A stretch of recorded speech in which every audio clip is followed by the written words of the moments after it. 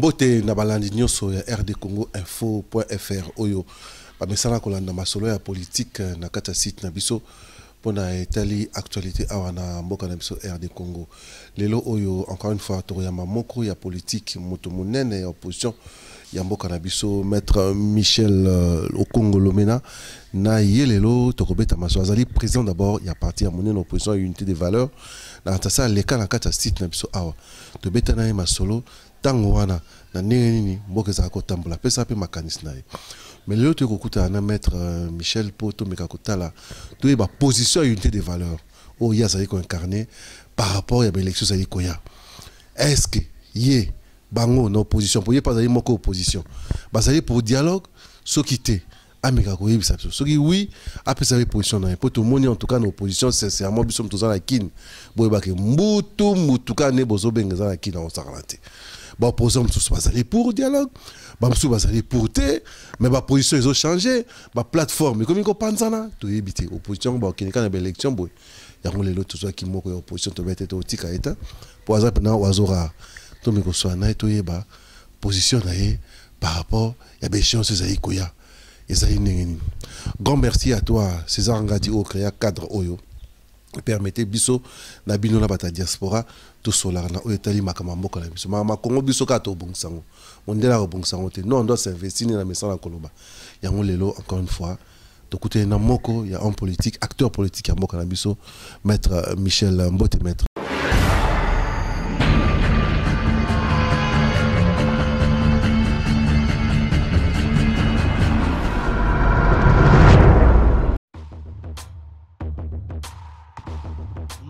masolo vraiment solo yango ye na kataki balui pona bakinois résidence Kifwani yango yo na kataki na katambita pigeon balobi pona ba chambre deluxe ba chambre bien ba chambre propre hôtel deluxe yango na kataki na katambita pigeon tozali awa na résidence Kiamfwana et ça situé dans la commune ya Ngalema, dans le quartier Binza Pigeon, sur l'avenue Congo Yassika numéro 22. Alors là, nous vous offrons des beaux appartements pour notre séjour dans le quartier Kin. L'herbe y a Kin, dans séjour dans les vacances. Tout bosengeli dans le logement ya kitoko yango tozo ko tia na disposition na bino appartement mibale au bozo pour visiter au pe mona ezali donc appartement moko ya niveau moko très somptueux eza de la qualité moko bien et puis très propre je crois que beaucoup mona ba image intina tia commentaire mingi beaucoup mona ba image tozo ko répéter adresse na biso ezali bongo na avenue Congo ya Sika numéro 22 quartier Binza Pigeon commune Ngalema, numéro ya téléphone Abisso Ezali 082 42 00 716. Pour na batubazali na poto broko benga monsieur Kiamfwana na numéro plus 33 62 87 23 782. Voilà.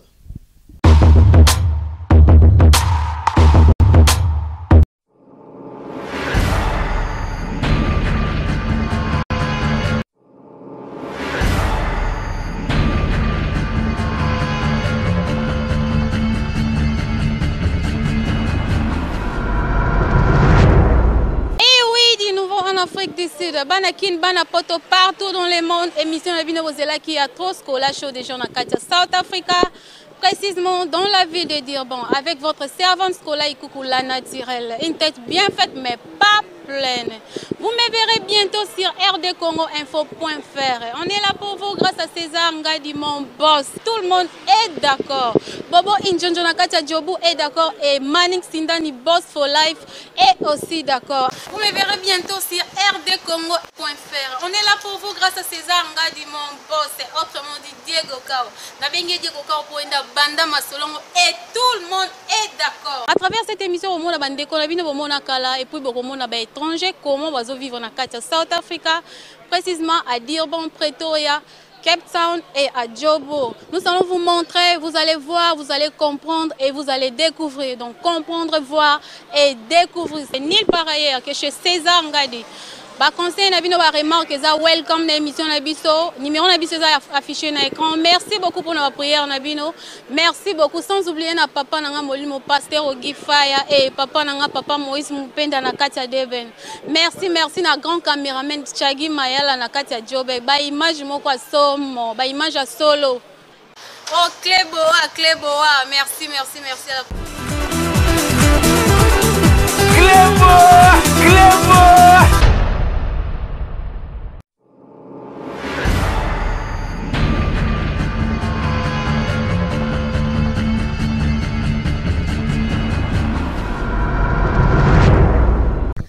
Mbote ndeko journaliste boni nzoto nan nzoto ka ndengo moninga to na katia bitumba nzoto za kolongono siko motuna liboso hein vraiment to ko marcher ba moté na opposition bolingi nini mais finalement bazo comprendre ba mususu baza pour dialogue te perception de opposition à unité de valeurs et puis pourquoi aux oppositions wana merci ndeko journaliste liboso na banda na yanola na motuna na yo na kopesa nanu peuple congolais mbote pe longonya parce que peuple azolanda processus de très près mais pour na kozonga na motuna na yo na koloba boyi compétition et c'est bandi to milenge là depuis kala na bao babanda kokosana na biso bao to zwa peza likamango sérieux lelo compétition bandi compétition ngezanini eza processus électoral Tozo banda déjà ndenge ezalaka na kati ya championnat à foot to na kati ya compétition ba 32e ezalaka ba 16e ba 8e ba demi-finale pe finale ekobetama le 27 novembre 2016 to suite côté na compétition sikoyo likambo ya kokamwa tozo mona bandeko mosusu o balata opposition lokola ndenge ba posuela tanzoto bazoloba ndenge poso elata misunya nzoto bazolinga bazongisa sima bamemela biso na ndenge ya dialogue unité de valeur biso tozali pour les élections tosito banda kala ko se préparer donc likambo ya o dialogue terminé wana position unité de valeur Tozolo Bango devant la communauté internationale, devant le peuple congolais, devant Bande Konabiso, Oyo Bazali Libanda, parce que Congolais lelo, aza juif na kati ya mokilo abima, mais foazonga. Poazonga, tozolo ka ba condition, ezala po, ba condition na ezala bien, tozolo ka na dialogue, na processus électoral. Donc pour Nabiso, na nyati sete sikawana élection nzela mususuti toluka calendrier électoral ebimi to bunda bato bakufa kutu pona yango mais à partir du moment où calendrier électoral eza ndengo monaka classement salami na kati ya compétition bazo bimisa ba poule A poule B poule mais so basi ba bimisa ba poule eloko ni ezozanga faut to beta compétition il faut to beta yango. En tout cas, présent le 8 malamu me bande qu'on a vu nous sous ya position bazolo ba calendrier wana bango ba monya malamu te na zongi kaka na exemple no lobi ya pour les autres la bimisi pour la match mais équipe mususu bazomona bazano seulement bazé incomplet misusu ba licence eza malonga te misusu ba joueur baza blessé yango position lobaki parti mo opposition ba meka ko na dialogue pour na kotala ba paramètres mususu ya calendrier électoral yo comme me na lombango siko autant ba quoi que salama bokoloka so bozonga na dialogue oyebi ezalite ngai en tant que président unité de valeur de la zone makam na lombango tozana kati ya processus politique processus démocratique oyebi tango tozaki na Afrique du Sud président Thabo Mbeki président Afrique du Sud ya kala aloba na biso alobi ba accord politique eza ba accord eza ndenge moko te na ba accord juridique na kati ya politique tozonga na mwasi mamuki eloko biso tolukaki ezalaki calendrier électoral tango bapesi biso yango la première des choses esengeli tosala il faut tostala oyo ezali positif ezali na pourcentage na tonini. Mais ce que totali, ce que ba imperfection ezali, ce que moni que o ezali positif ezali ebele ko les causes négatif. Il faut toujours yango. Parce que na mokili ba français baloba que aucune œuvre humaine n'est parfaite. Siko biso to lingi nini?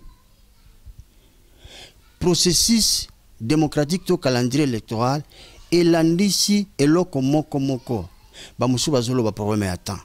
Mais je comprends parce que mbalasima naloba ki na bino ba congolais ngalobi politique ezali engagement, politique ezali métier te.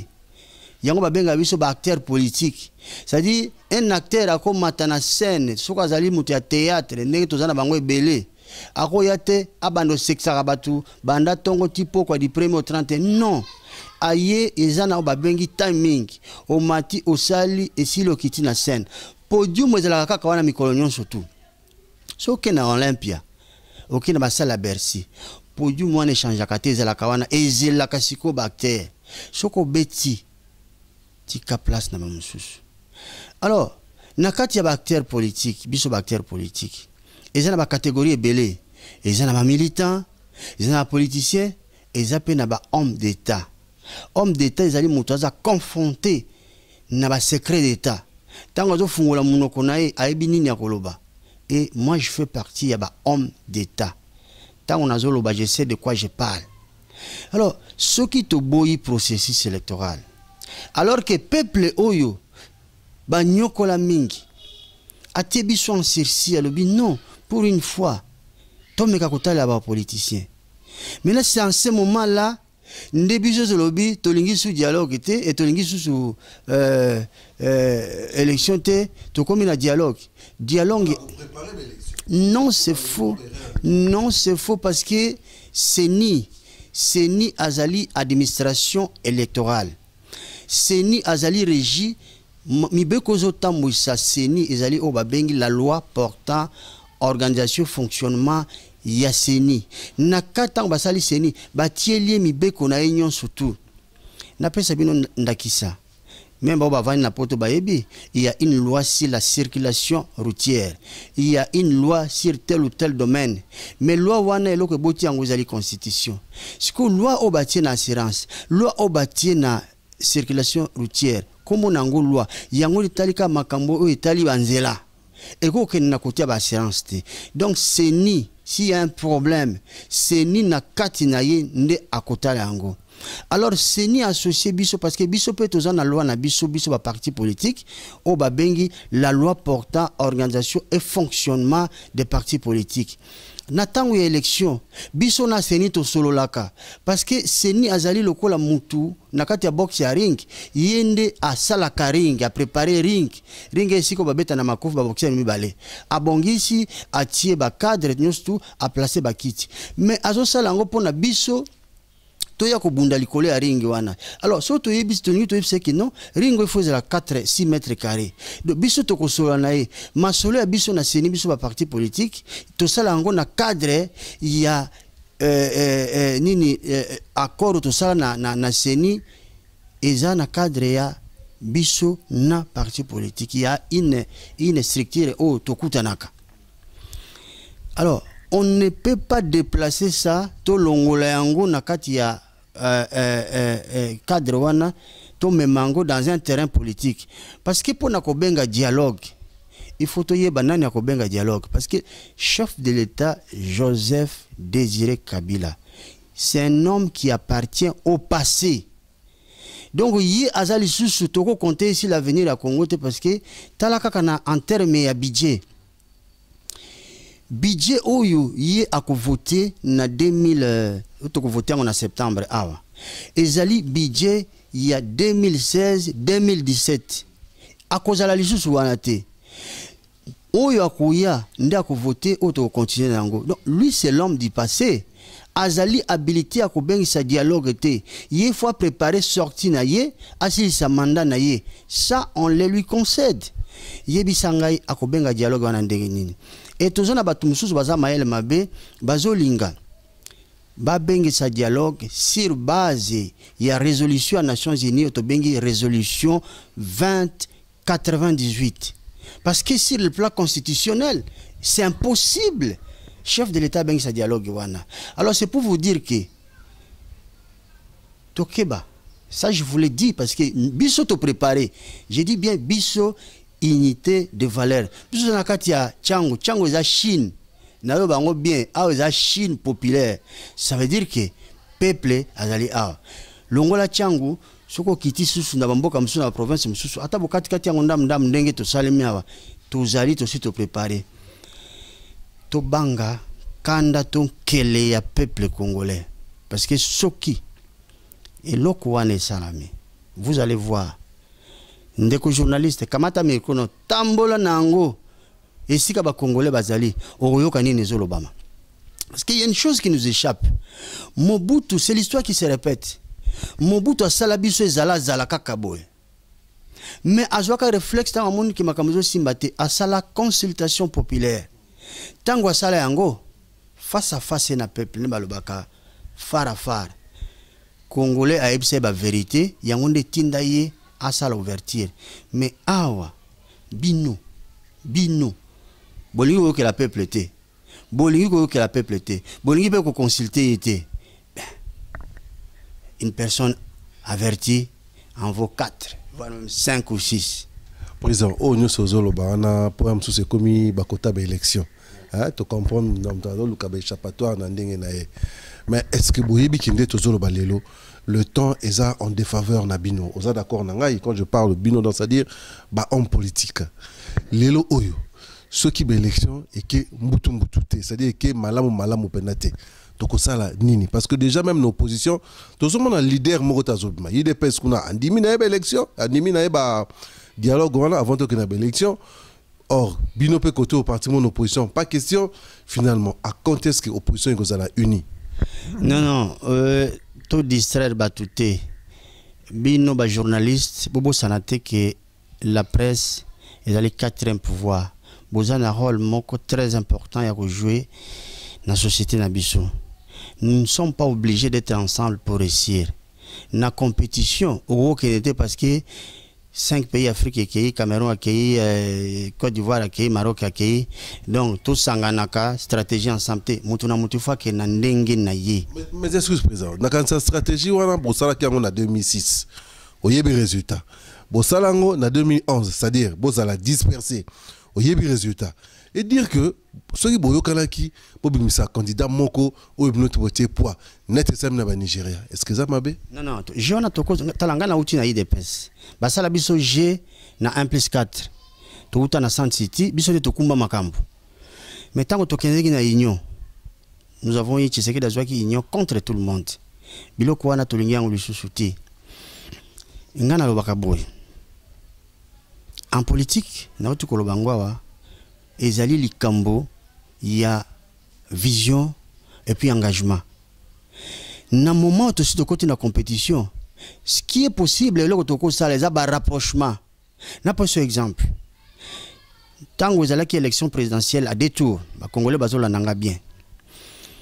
Ce qui est na premier tour est que le premier où y a bimi azana 30%, azana 30%. Où y a lundi azana 20. Moussou dans 15. Si on a 30 plus 20 plus 15, ça fait 65. Et Tikali 35. 35, on a Hollandi, va partir à Mike, va comme au Kaboula 1%, 1,5%, et ça les belé parce que tu as 477 partis politiques. Alors, ce que l'on a 3 et Tikali 474. Si on a 35% et Tikali, bango ba Kaboula Mike. Si on a 30, et si on a dit que l'alliance, ça n'a pas de sens, mais par rapprochement. Parce que, où il y a 30, on a besoin de 50. Qu'est-ce qu'il fait? Alliance n'a rapprochement. Différence, parce que au moment où il est lopé Congo, on est est-ce que on est d'accord que l'unité de valeur est allée na Congo mobimad nous sauter? Mais beaucoup de ça alliance ça va négocier pour opposition bazar makas ma province mususu. Non, toko ça l'alliance on a besoin rapprochement nécessaire. À supposer que biso tozi 30%. Toujours qu'il y a un deuxième tour les autres senga, nous avons exemple parce que tous en la logique on les sous-souté, tous en la logique à majorité simple. Mais imaginez-vous, ce que tous en la logique il y a deux tours, nous avons 30%. Nous avons besoin de 20. qu'est-ce que je dois faire pour la stratégie nanga? Na a besoin d'avoir mutu oyo, azo qui vient. Si vous n'avez pas le programme na za nini? Ya ko psanga nonga na temela ki banzela na ba hôpitaux. Ngabi bon, ngana ko même programme na yo kendo lo bana peuple na yo ke base na yo ke président Michel Yves a comme la biso ba hôpitaux na banzela. Donc to côté pas na to voter. Na monique 50, non risque dans un déséquilibre. Il faut na lokape muti à 15. Na ke pas muti à 15 ya lo bino nga enseignement, nga problème social ngabi bon, yanga na kumbango, okokota na gouvernement na programme ngo pour appliquer ngo. To sali 3. Ça, c'est ce qu'on appelle le rapprochement. Tant que vous avez le rapprochement, sur 477, vous vous retrouvez seulement avec 3 parties. Bon, mutu musu ça comprendre parce que biso ba Congolais to linga kaka ba oli bolita fufu na likaba mukeboye ekangio libumu ekoki. Ndenge bino ba position bo message bon. Non mais ndenge bango biso te parce que biso te là to koma yo za bien. Ils apprennent bien que ndenge on a 3 repas par jour et puis ba fui ba makamtu ezala ndenge zalaka. Maintenant, qu'est-ce qui se passe? Ba mususu balinga kande okendo lokota ba 1 2 3 4 et c'est la liboke moka munene au moins la mususu liboke on est dans na 15 na 30 ça na 45 de simbité na kati ya stratégie na kati ya rapprochement aujourd'hui o ya na 20 o ya na 15 bo salika 3 mais soko ba tu ba yipso mais yo na rapprochement na yo na cadre ya unité na cadre ya union ozana bato bono bino to na biso ka 3 à ce qui donc, on a 3 ans de stratégie au musée. C'est ce que les gens doivent comprendre.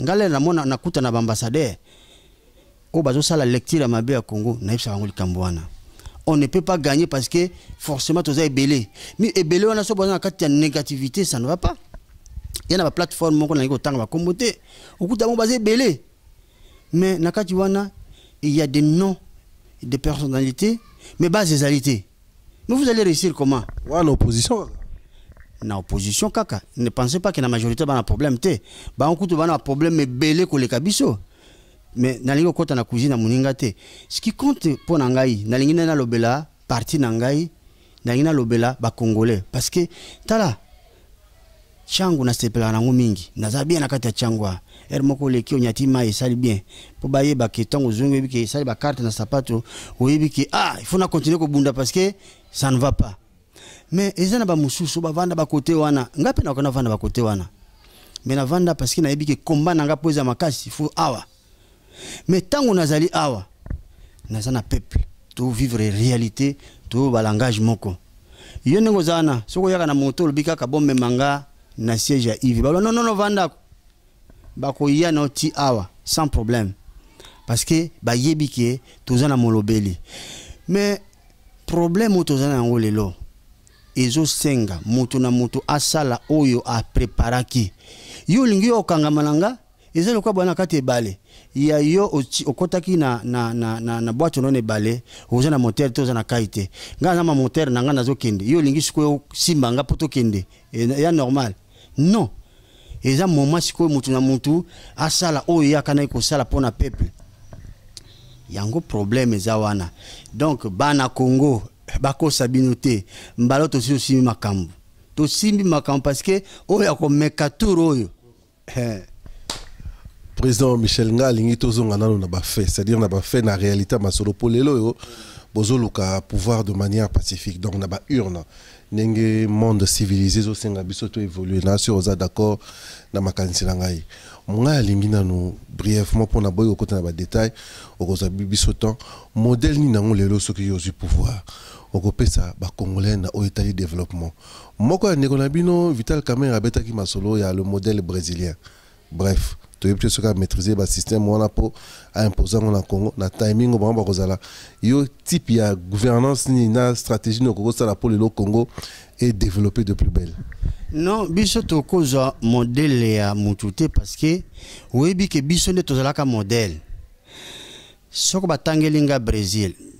Encore une fois, naza na respect mingi na président Kamerhe, ça n'engage que lui, isa oya zolobela. Et BLP bazwa ba modèle.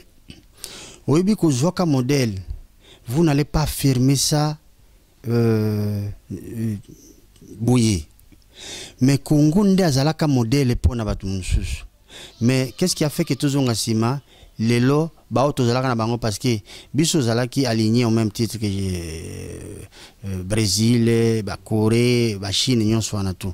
Mais bango baleka liboso biso tozonga sima. Mais c'est ridicule tous comme modèle. Problème na biso zanini, prise de conscience. Congolais d'abord à la prise de conscience. Congolais à Lingamboka parce que yo Congolais. Obi na na Paris na salaka conférence de presse moko na capé. Tant on a lobby que problème à Congo ça biso ba Congolais, ba journaliste ba telema. Mais tant on a limboli yango bien va comprendre que eza bongo. Problème ezali biso tout ça la prise de conscience. La première des choses, na pesa que exemple ngana lobby. Ozomona Congo ezamboka mosoletonda.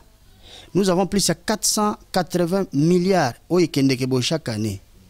Mais lelo, ce qu'on a vu pouvoir, et le Kaliboso n'a coupé sa Congo moyen.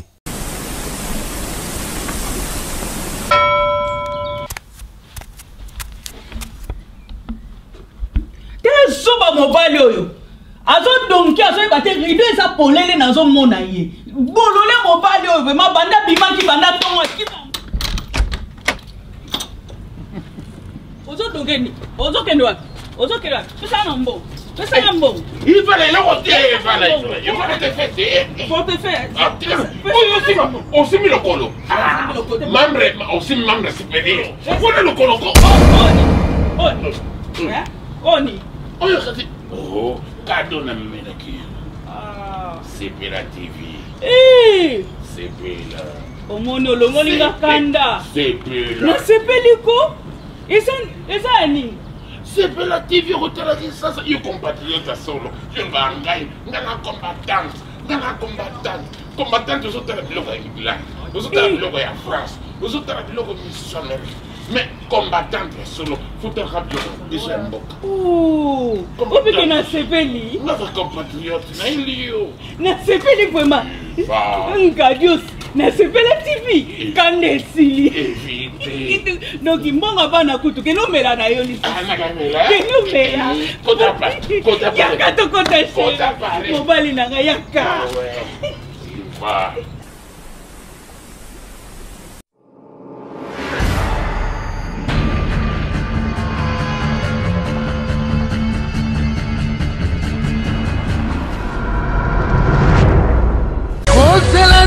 In Memoriam, notre nouvelle émission sur RD Congo Info. In Memoriam, émission présentée par le grand prêtre César Ngadi. In Memoriam, bientôt, In Memoriam sur RD Congo Info. Ils ne sont plus, mais ils restent dans nos mémoires. In Memoriam, bientôt sur RD Congo Info. In Memoriam, une nouvelle émission présentée par le grand prêtre César Ngadi. In Memoriam. Ils ont fait danser, ils ont fait chanter l'Afrique. Mais aujourd'hui, ils ne sont plus. Votre nouvelle émission, In Memoriam.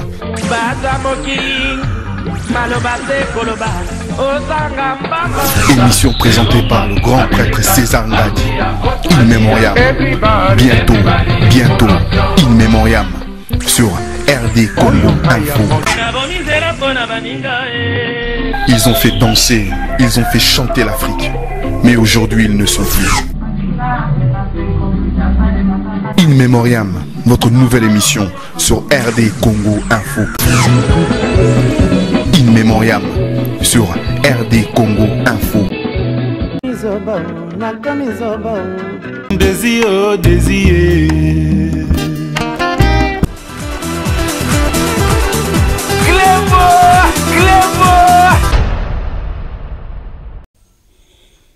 Nazolo wana Congolais boyebi yango bien que Congo ya la FMI, c'est un passage obligé. Total en après, total dans quelles conditions tu as na FMI? Parce que aux hommes na Grèce azo ke na FMI, Espagne a kende ki na FMI. To kende malembe parce que ngai naza kuna na iba système ndenge tamolaka. Côté na mozindo to musika, mais je vous dis déjà des grandes nations lokola ba Grèce, Espagne, Portugal, Irlande bakenda na FMI ba msuba kenda pe babima. problème est à kunate. Vous savez que dans la vie, comme on a un moment moko boye, vous en avez besoin bongo, mais au des fois intérêt, il faut que ça à 50%. Ce que vous avez besoin que vous avez, vous regrettez. Mais le problème, c'est qu'il faut que ça parce que vous avez 50%, on a mataka. Mais mongo ezali awa. Nous sommes les pays les plus riches au monde. Qu'est-ce que je voulais dire par là? Tala mboka lokola Congo, budget ba pesa kabiso. Il y a misère. Quelques 5, 6, 7, 8 milliards. À peine. D'ailleurs, kokakate. Soko tali Congo nangambo. Azana ba dizaine, il y a 30, 35 à Lignaka, 45 même. Angola, comme les gens, 70 milliards. J'ai dit au Congolais, mboka ezali mbongo ezali awa. C'est vrai. Ba outil de production na biso to bengi ba usine bisale nyo santu ekufa. Na possible exemple par exemple Jekamine. Jekamine azalaki ko employer 36 000 personnes à l'époque. Onatra à l'époque, comme Moussoussou, azalaki na 17 000 personnes. Vous imaginez mboka ezako tambola malambo. Mboka ekufi, mais moi ba production mike na ba taxe, fiscalité tozwaka. Ezo kotsa mongo ebele na Congo. Alors, nga unité de valeur, na pesaka, na zwaka, ba expert en fiscalité, en finance, en économie, na ebisi bango bota langa madusu nini otoza nango lelo kokoko tsambongo. Ba salinga musana pendant 9 mois. Ba bimisi ngai ndambo ya place basalaki, ba bimisi ngai 109 milliards. Le 9 janvier na salaki discours muneno na laksaki yango. Pardon, milliards de nini? Milliards de dollars. 109 milliards de dollars. Babo sanité. Babo sanité n'a pas chiffre à l'appui parce que depuis n'a publié en mon côté à contredire, même le gouvernement a contredire en. Alors je me suis dit, ngaso que n'allait na pouvoir. La première des choses, n'a copé ça ba congolais, ba moyens financiers nécessaires. N'a copé ça na Congo 100 milliards pour na sali marge d'erreur à 9 milliards, erreur des APT. Ce que tu as un budget à 9 milliards. Tokoki kosala ba projet ebele na ndenge koki parce que congolais azilaka musala. Nous avons l'une des plus grandes richesses na biso ezali ressources humaines. Bana mboka énergie ezali bazozela ni misala. Soko to pesi bango misala na armée na lobaki na kopesa 10 milliards na armée pour na ba restructurer armée. Très bien, 10 milliards, budget à 10 milliards chaque année, budget banakumata kaka. Parce que tous allez na mbongo. Mais ce que Congolais a kotu nanga le même mbongo wana ozuyap. Na kopesa bino exemple, lorsqu'on parle de coulage de recettes, elle est kolobanini. Coulage de recettes ezali bozo kamata mbongo, boza kokunda yango. Ce que kamati par exemple, autozolo ba coulage de recettes, ba évasion fiscale. Et ça exemple ya marché à liberté, wana zolo bango très bien. Marché à liberté. Muza atongaki marché wana, Dieu merci, atongaki yango pona ba congolais. Mais marché wana eza ko échapper na contrôle ya municipalité. Marché wana ezali ba pesa donc ressources gestion marché wana ezali na mutumoko. Mais avec tout le respect toza na maman marché ne voit là na marché à mon côté parce que nous avons d'un grand marché na kati ya Kinshasa. Marché ya ville ya Kinshasa, tu marché central na marché à Liberté. Et marché wana za ko générer des millions chaque année. Mbongo wana et que na trésor public té. Na pesi bino exemple moko ya auto benga coulage de recettes. Pour ne pas dire détournement des fonds. Alors, makamboze belé, oyo mbongo na biso eza koleka banzela mususu. Mbongo wana faut ko zongisa yango na nzela et puis ko injecter yango na kati ya production et vous avez 100 milliards. Et so besoin de 100 milliards, bon injecter yango na production. Lobby et ko bote la bine belé et bo banda ko matakaka. Voilà politique na biso yango parce que on peut beau parler ba discours ndenge na ndenge mais soki mbongo ezalité, c'est rien. Mais nous savons où trouver de l'argent avant qu'on ait un poto, qu'on n'ait pas de fonds monétaire international parce qu'on ne peut pas y échapper. Les gens, les circonstances, il faut qu'on n'ait pas de bango. Mais c'est pour une courte durée. Mais on a besoin bon dans l'immédiat. Ok, que 50%. Vous n'allez pas y échapper. Mais 50% chaque mois, ils ont des intérêts. Pour au côté de mon temps, il faut foutre nos qui. C'est ce que les gens ne comprennent pas. Baya ko blâmer FMI. FMI a commerçant, c'est une banque commerçante. Voilà un peu ce que je voulais dire par là. Bon, tout le monde président les alliés que les lots diaspora puis vous allez informer qu'on voter je crois ceux qui n'ont pas sanité. Est-ce que na niveau de diaspora bino bata opposition awa yo ke na mo zongaka est-ce que message nous comment se fait-il que bino na bango vous avez mis ben compris alors que vous avez pratiquement la même cause?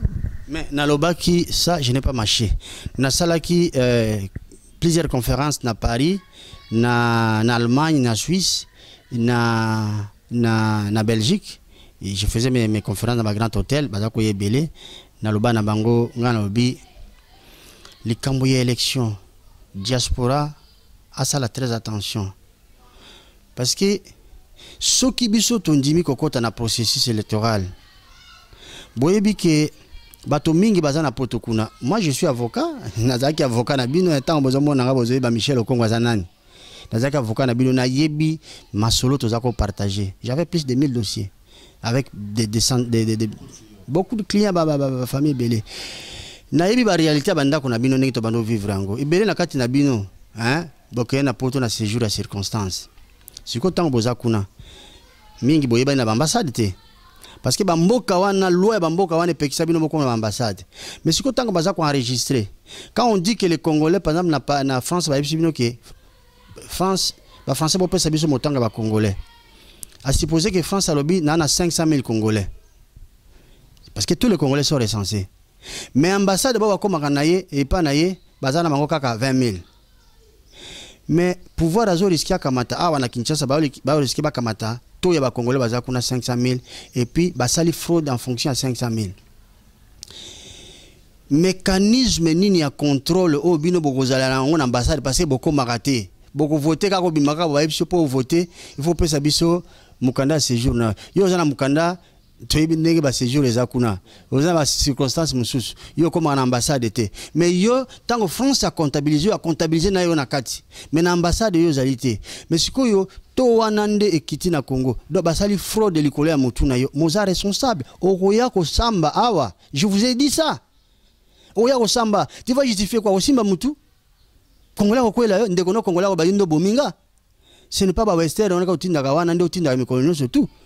Arrêtez bloc wana les aventures ah bino bokoti nango je vous ai dit na lobela bino on a Paris na loba na Allemagne na loba na Suisse dans plusieurs occasions na loba pe na Belgique bokota na makambo wana te vous n'allez pas comprendre yo yebi ce jour na yo zandengeni yo yebi ozandengeni na poto mais bazo comptabiliser yo siko ozandengeni ba kwela yo awa voilà les problèmes je vous ai dit bosala yangote bosali négociation est-ce que batouana na mona ka botinda bango toyebani quand même hein o na mona wa sobino botinda bango problème na bino ngana ko kapena lobela bino mais na baki non na ko risque wana te na ye ko lobela IV mais na lobela quand même ba réalité to zanango kuna Congolais nyo salibanda o akoti na processus électoral il faut ba kasali erreur moko munene ba kotinda nombre ya ba voix nombre ya ba bulletins en fonction ya to ya ba Congolais au chaque état ko pesa.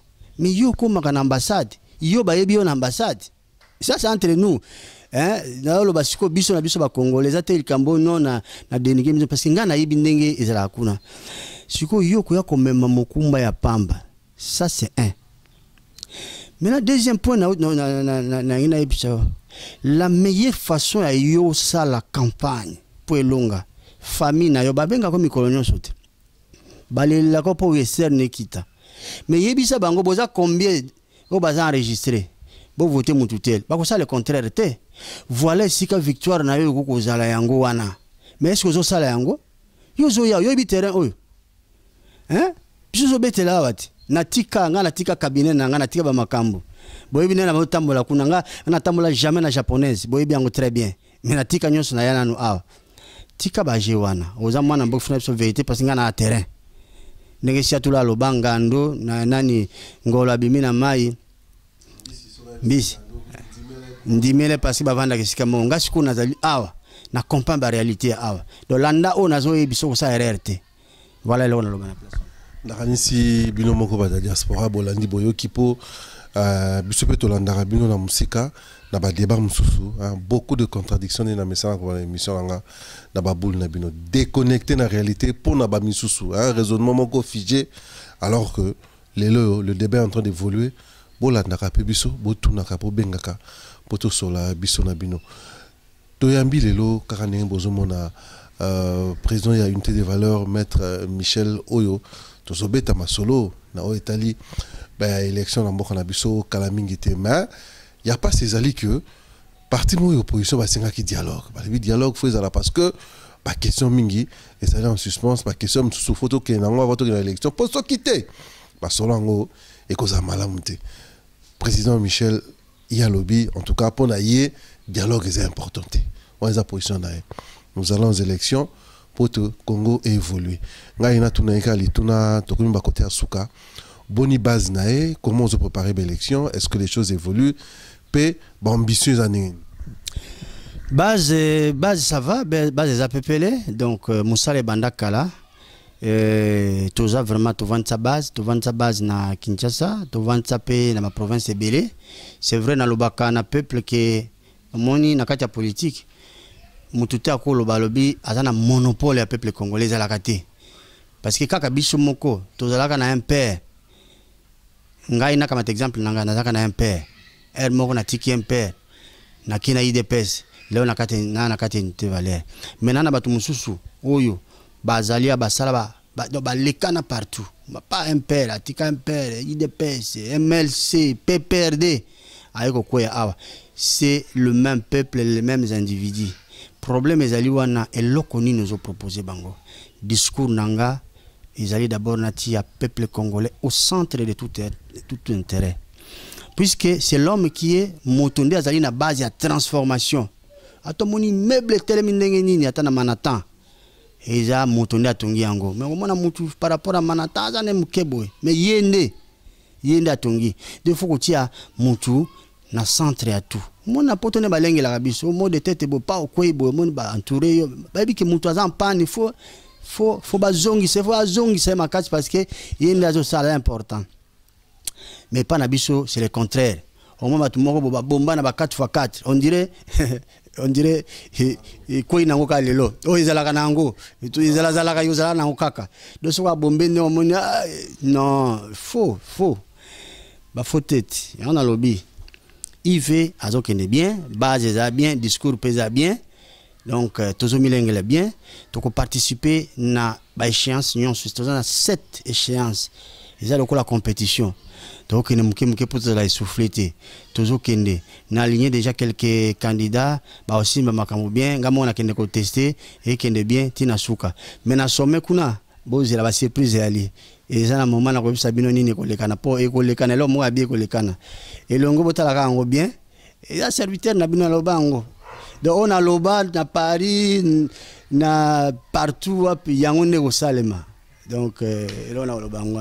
Mon ami Albert Mukolubundu yo zali pe moko vandi kuna ozo militer toujours masolo ngwango to ko moki na béchéance yo mo zo la ne acteur politique ba se défendre Jérémy Mouzadi masolo ngwango Patrick Canon masolo ngwango grand merci na lisusu Roy Lenga na onu suzali ko sala en tout cas na sengio merci à trop et courage pour album Roy Lenga ezo ki nango vraiment kitoko to comment pratiquement dans cette émission na biso président Alingi ça en quelques mots c'est-à-dire grande piste de solution par rapport au développement à Congo la biso et puis ça bambote asuka soza.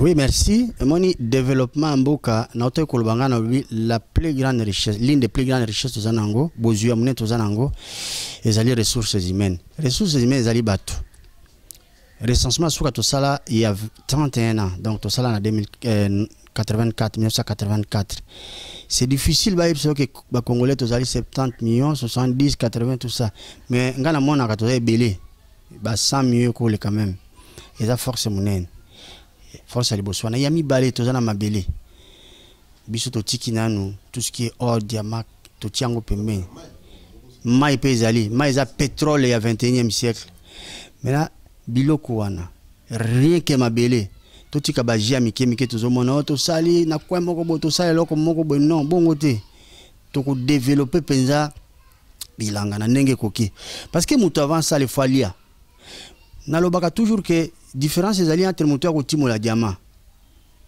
na mutu ake bilanga mbule ekuti bango ekuti na libulu ya diamant mususu ekuti na bilanga butu ekoti babombani muke mbule ezosila te bazongi oyo aza na bilanga obuka mwa ndunda na ye mwa biloko na ye atie na sac ne azongi me oyo ya diamant kozonga na diamant na ezando eza te nani akolia mutu ya diamant te ye akozela lobi po akota zando me mutu akendeki bilanga kolia biso bilanga et puis koyoba kobokola bibwele parce que toza na pâturage na poto bomonaka pâturage esalemaka déjà za bandisi esalaka bapâturage mais bafoin wana mais biso toza na besoin yango te biso za kaka périmètre moko beokoti bibwele bake kolia et puis toza na mai wana tokocréer unité ya production ya bambisi unité de production unité ya conservation na unité ya transformation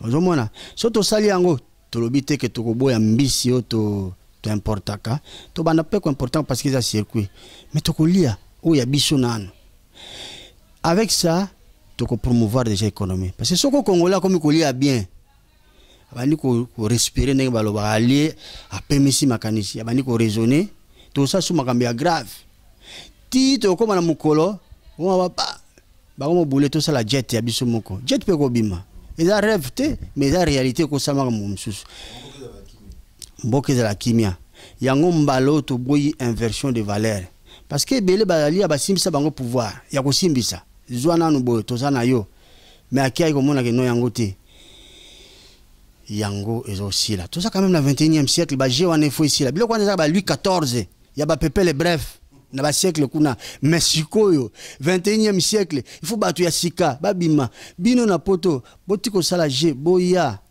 ni te valeur boza makanisi ba opesa bino ba coordonner nanga téléphone izala kaka hein tout on mboka ensemble na musika biso préparer terrain parce que bo atterrir tenenga na atterrissaki moi j'ai payé un prix na quoi na kati ya na quoi pena na kati ya lifelo parce que lifelo ozoma okomi bezo tumbayo mais biso to préparer ba condition tango boya bozala bien parce que bino nde to ensemble to tonga mboka na bino mbote ya trop na otanga ba kombote na lingi bino tout boza belé tellement eza baba na kati ya Congo eza baba libanda na simbi bino nyonso tout na ozela bino to banda musala merci à trop. Merci à trop to banda musala parce que Congo ezali ya biso nyonso ne tolbaki mutabang sa mutute to komina soki émission na biso. Grand merci à toi César Ngadi o créa espace on na mesala koloba tozo continuer ka kosala ne to kanaki merci na moko Alain Osimi Babilili ningo mesala kosala na ranti to kuta na kalamingi te tozo voler ka na débat au ti to comme na élection pour vérité et bana to ba pas année prochaine banani ba ko kamba Congo mais bilmogo botala ne masoyo zo kende botika malamu.